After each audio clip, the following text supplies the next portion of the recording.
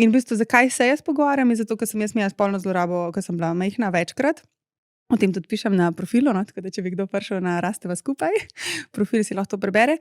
In zato, ker se noben ni pogovarjal z mano. Če bi se, bi jaz najbrž lahko rekla, ok, to se ne dela. Ne? Ali pa če pač imaš postavljene meje, pa pač ne ugajaš drugim. Ker spolne zlorabe pri otrocih se zgodijo, ker ugajajo drugim. In kdaj se to začne? Ko mamica že po 1 letu pride v vrtec in reče, ne vem, otrok se meče po tleh, pogrešal je cel dan, manjkalo mu je in on rabi pozornost in ona, dej, hitro se obuja, ne vidiš, Marko se ful hitro obuja, dej se še ti. Ali pa Leja, vidiš, vzgojiteljica bi rada šla domov, ona mora zapreti vrtec, gremo in otrok začne ugajati. In od takrat naprej že ugaja drugim in ko bo nekdo prišel in bo tako naredil, bo otrok, ok, jaz moram njemu ugajati, ker če on to dela, pač jaz moram to pustiti. In tukaj smo pač pol tam.